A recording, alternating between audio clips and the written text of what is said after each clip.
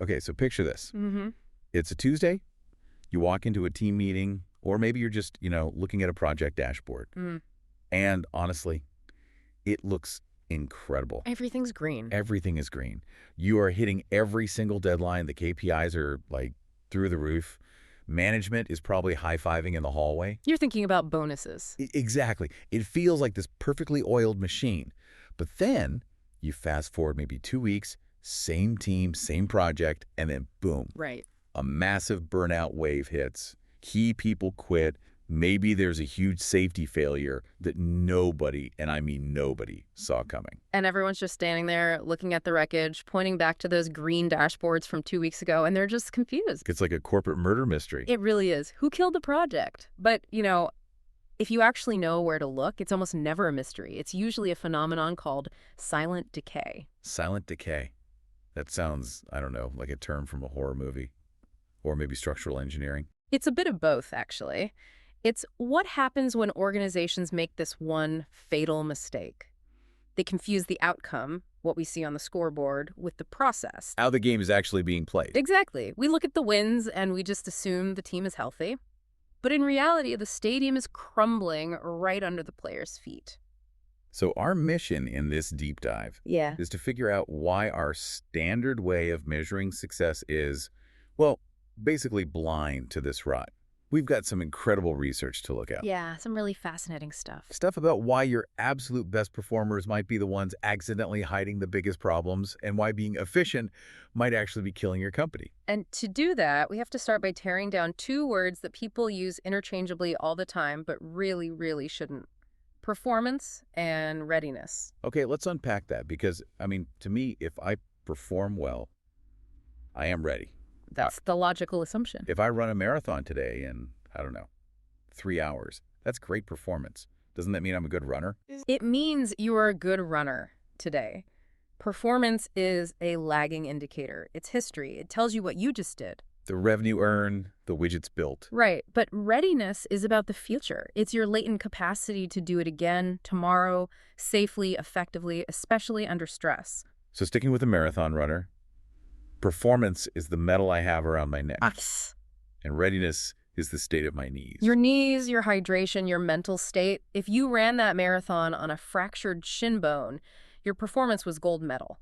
But your readiness for the next race, it's zero. You've destroyed your capacity to repeat that success. And that's the trap that companies fall into. Completely. They celebrate the gold medal without even realizing they've shattered the bone. Okay, so that leads us to this idea of readiness erosion. You could have high performance while your readiness is just plummeting. Yeah. But wouldn't you see the cracks? If my shin is broken, I'm limping.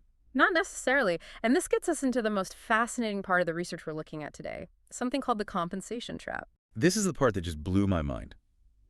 The research basically says that systems, hospitals, software teams, factories, they don't work because they're designed perfectly. No. They work because people are just stubborn. Yeah, essentially, yes.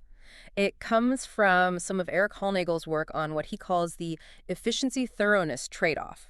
The idea is there's always a gap between work is imagined. The perfect flowchart in the employee handbook. And work is done. Yeah. The messy, complicated reality. And there was this fantastic study with nurses. I think it was Tucker and Spear. It just illustrates this perfectly. Oh, the classic one. Yeah, it's a perfect example. So they followed nurses around to see how they actually spent their day. Right.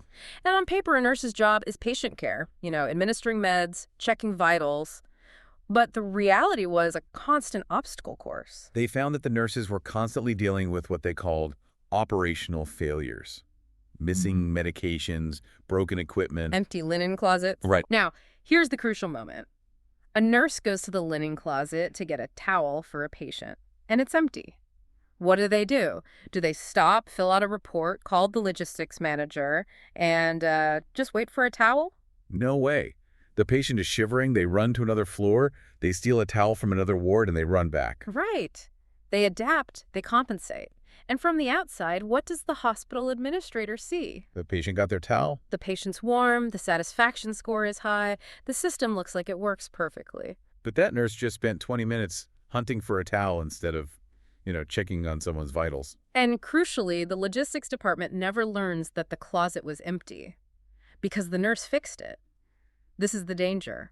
The nurses Heroics, working harder, staying late, running between floors, it masked the system failure. It's the duck on the pond analogy. Exactly. Calm, gliding on the surface. But just paddling like mad underneath, and that's what leads to this idea of a drift into failure. Where all these little adaptations, skipping a break to find equipment, bypassing a safety check because the computer's slow, they all seem rational in the moment. You're just trying to get the job done. Right.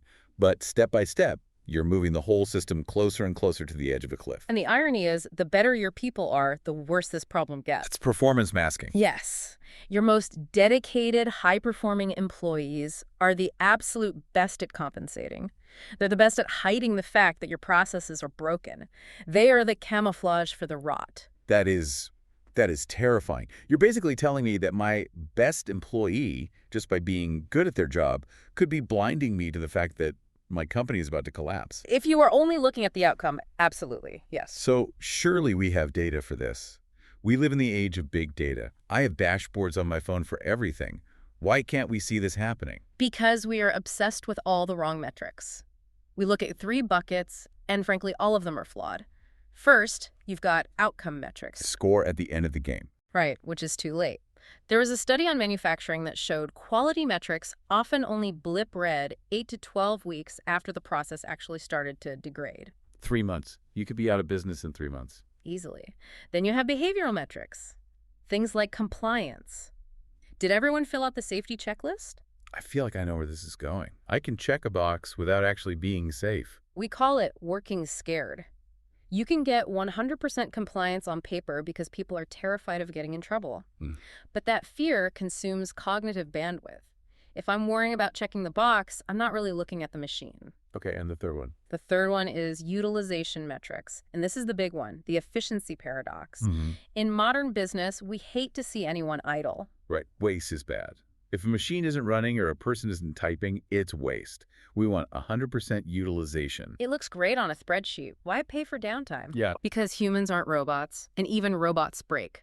There's a specific statistic from Needleman's research on hospitals that just stops me in my tracks every time I see it. It's the 92% rule. A 92% rule. Okay, lay it on us. They found that when hospital bed occupancy goes above 92%, so the unit is very full, very efficient, mortality rates spike. Whoa, hold on. Not just waiting times or complications. No. We are talking about people dying who shouldn't have died. Why?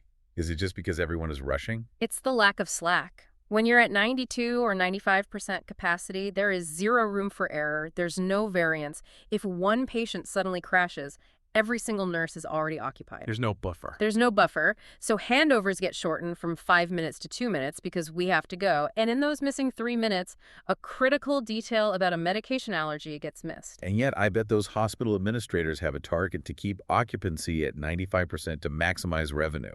Often, yes. They are aiming for the very thing that increases the death rate, because the financial dashboard doesn't show readiness erosion. It just shows high efficiency. This must trigger what Readiness and Sturman called the firefighting cycle, right? Yeah. I feel like I have lived this. Oh, we all have. It's the vicious loop. The pressures mounts. So you pull people off long-term projects to fix the immediate problems. It's the all hands on deck to put out this fire. Drop everything, the server's down, or we have to ship this feature by Friday no matter what. Exactly. You shift 40, 50, even 60% of your capacity to urgent fixes. But that means nobody is doing the maintenance. Nobody is fixing the root cause. So because you didn't do the maintenance, 2 more fires start tomorrow. And now you need 80% of your capacity for firefighting. Eventually, you are doing nothing but putting out fires until the whole building just burns down. And while all this machinery is grinding itself to dust, there are actual human beings caught in the gears. And I don't just want to talk about burnout. We throw that word around so much. It's almost lost its meaning. Yeah. Oh, I'm so burned out. I need a vacation. But the research points to something darker. It does. It points to moral injury. Now, I usually associate moral injury with soldiers, with veterans coming back from war. That's where the term originated, yeah.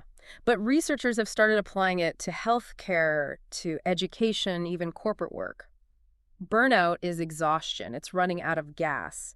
Moral injury is different. It's a violation of your soul. Wow. It's the psychological distress that comes from knowing what the right thing to do is, but being prevented from doing it by the system you work in. The example of the teachers in the Centauro study really hit home for me on this one. It's heartbreaking. These teachers, they weren't quitting just because the hours were long or the pay was low. Those were issues. Sure. They were quitting because they felt like they were betraying their students. They were in under-resourced schools, unable to give the kids the attention they knew they needed. They felt guilty. It wasn't that they couldn't hack the work. It's that the work was breaking their hearts. Precisely. And that drives away your most purpose-driven talent. The people who care the most are the first to get moral injury. And then there's the purely physical side of this, right? This concept of cognitive fatigue that we are apparently terrible at diagnosing in ourselves. We are awful at it. I mean, think about it. If you have a broken arm, you know it. Your boss knows it. You go home. Right. But if your cognitive capacity is depleted, you just feel a bit foggy. You grab another coffee. You power through. Right. But the data on this is so clear. Physicians working extended shifts make 30 to 50% more diagnostic errors. But here is the kicker. Okay. If you ask them, do you feel capable of making this diagnosis? They say yes. Their performance has objectively collapsed, but their self-perception is totally fine. That is the scary part. Yeah. We're flying the plane straight into the mountain, but we think we're at 30,000 feet. And this all leads to the ultimate result of silent decay, talent drain. The research consistently shows organizations with low readiness lose their top performers first. We're talking 25 to 40% higher turnover among high achievers. Which makes perfect sense, right? Because who's doing all the compensating? Who's running to get the towels? Who is putting out all the fires? It's the high performers. And eventually they just look around and say, I can't save this system anymore. So they leave. And now the system have lost the only people who were keeping it afloat. And that is when the crash happens. That's the final domino. Okay, that is a sufficiently grim picture. I think everyone listening is probably checking their own pulse right now. But we promise solutions. If the dashboard is lying, and my own brain is lying to me about how tired I am, how do we actually detect this? How do we see the invisible? Well, we have to stop measuring errors, which are lagging indicators, and start measuring something called manageability. Manageability. That sounds a little soft. How do you measure that? It's actually quite rigorous if you do it right. Virginia Mason Medical Center is a fantastic example here. They realized that waiting for a patient's safety incident to happen was just too late. Of course. So they implemented a system where, at shift changes or in huddles, they asked a simple subjective question. How manageable was your workload today? That feels weirdly vulnerable for a workplace. Not, did you finish your tasks, but how hard was it? It changes the entire conversation.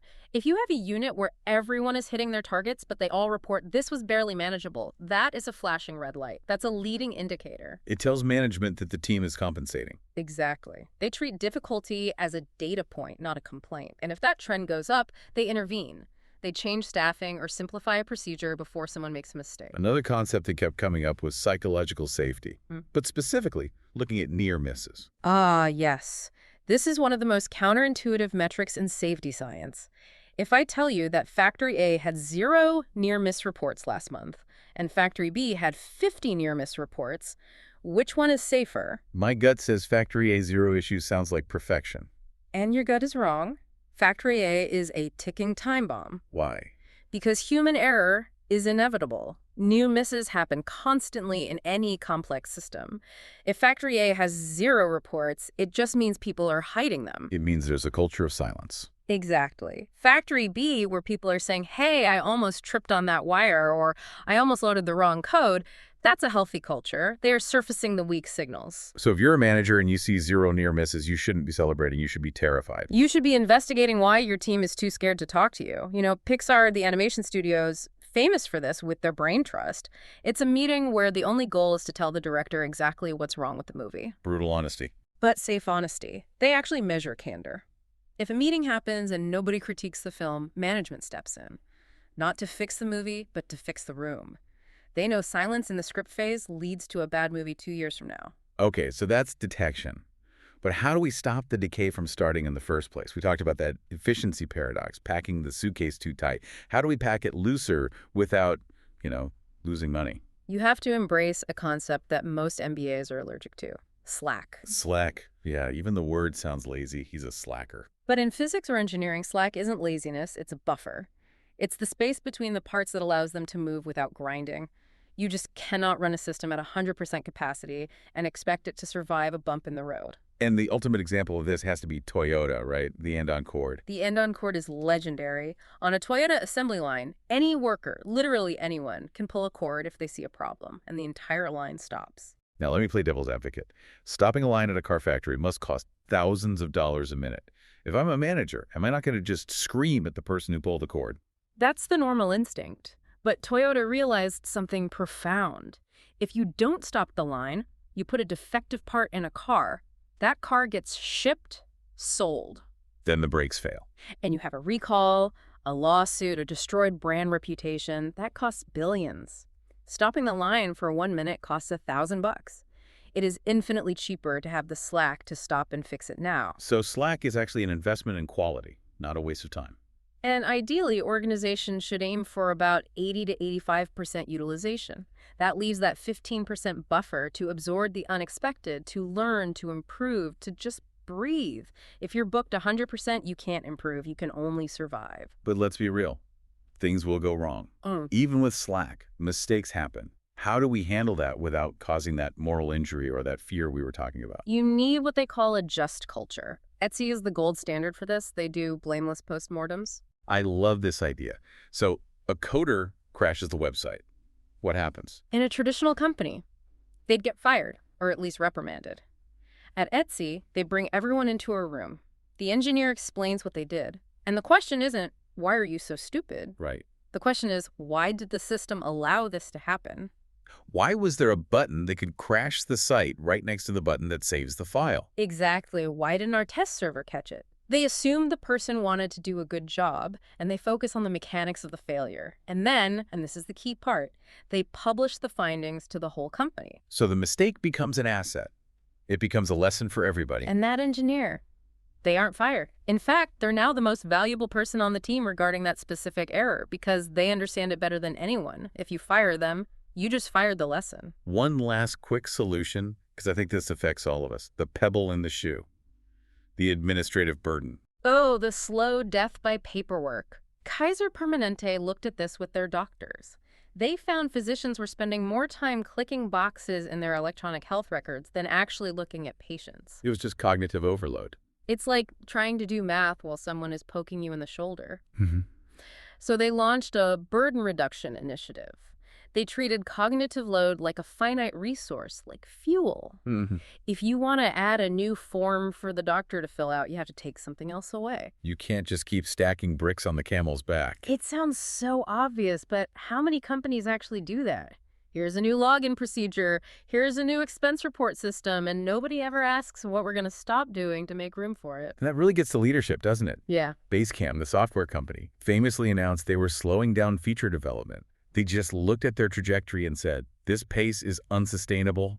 We are going to break. That is profound because the message from Wall Street is always growth at all costs. Do more with less. And do more with less is usually just code for start the silent decay. It works for a quarter, maybe two, but eventually the bill always comes due. So let's bring this all the way back to the listener.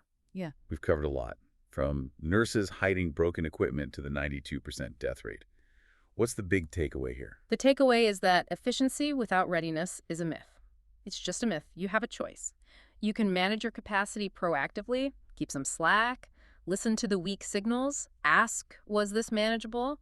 Or you can react to expensive, catastrophic failures later. You will pay the cost one way or another. You can pay it in slack, or you can pay it in crisis, but you will pay.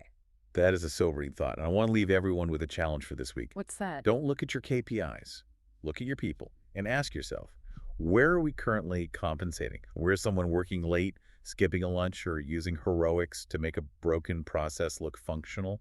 Because if you can find that spot, that is where your next failure is already happening. It's already happening. You just haven't seen it on the dashboard yet. Thanks for listening to The Deep Dive. Check your readiness, not just your performance. See you next time.